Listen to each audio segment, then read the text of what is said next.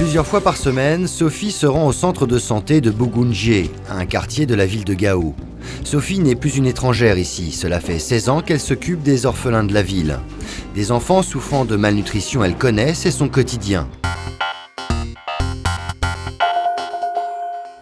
Pour cette visite médicale, elle est entourée de son personnel soignant qu'elle a elle-même formé. Bonjour. Bonjour. Alors les kikis.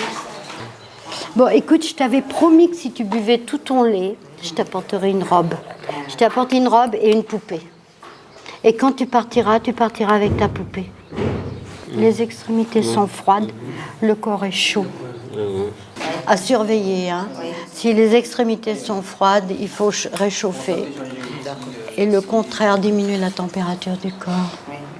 Maintenant, tu dois boire tout le lait et manger tout ce que je te donne et prendre bien les médicaments. Elle a augmenté de 100 grammes. Oui. Voilà, Aïwa, bravo. Lorsqu'elle est arrivée au centre il y a 3 jours, Alousna, qui est âgée de 5 ans, était dans un état de souffrance. Repliée sur elle-même, elle refusait le lait, les médicaments et toutes sortes de soins. Grâce à cette robe et cette poupée, des liens se sont tissés entre elle et le personnel soignant. Les soins sont maintenant acceptés, elle va pouvoir effectuer son premier test d'appétit. Premier réflexe, c'est un refus. Cette étape est vitale. Au bout de quelques minutes, Alousna accepte cette nourriture enrichie qu'on appelle le plum peanut. Voilà. Alousna est une enfant vive qui se manifeste et qui a refusé de partager son repas. Pour Sophie, ce sont des premiers signes encourageants. Tu as raison, c'est pour toi le plan pire. Ils ont dû se battre. Ils ont dû se battre pour survivre. Ça développe les sens, ça les aide aussi. J'ai pu constater que les malnutris étaient devenus plus éveillés, avec une plus grande sensibilité que les autres. En règle générale, il faut trouver le moyen qui va faire l'approche avec l'enfant. Trouver le chemin qui va nous conduire vers l'enfant et où l'enfant va être réceptif et puis s'ouvrir. Ils sont déjà trop loin dans leur souffrance. Mais bon, grâce à Dieu, on les a toujours tous récupérés. Dans ce centre, 8 enfants de moins de 5 ans sont actuellement en soins intensifs. Les plus jeunes ont une vingtaine de jours. Adama et Awa sont des enfants prématurés. Elles pèsent respectivement 1,3 kg et 1,5 kg.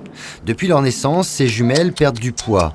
Les parents démunis ont frappé à la porte de Sophie. Ils savent que c'est la seule solution pour sauver leur nourrisson. L'ONG AAG prend en charge la totalité du traitement. Si tes enfants sont comme ça aujourd'hui, si ta femme a un lait avec une qualité insuffisante pour bien les nourrir, c'est parce que tu manques de moyens.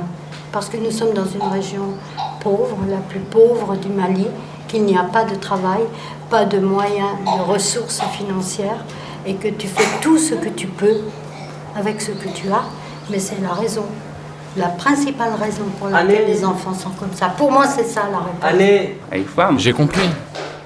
C'est la pure vérité. Pour bien comprendre cette situation de pauvreté, Sophie souhaite nous emmener en périphérie de la ville de Gao, dans le quartier du Château. Chaque année, en cette période de soudure, des milliers de personnes affluent dans cette cité qu'on appelle la Cité perdue. En attendant les premières pluies qui marqueront leur retour dans les champs de leur village, ces habitants cherchent des petits boulots pour tout simplement manger. Zena, qui n'a pas encore 20 ans, vend du charbon pour nourrir sa fille de 3 ans et d'autres membres de la communauté.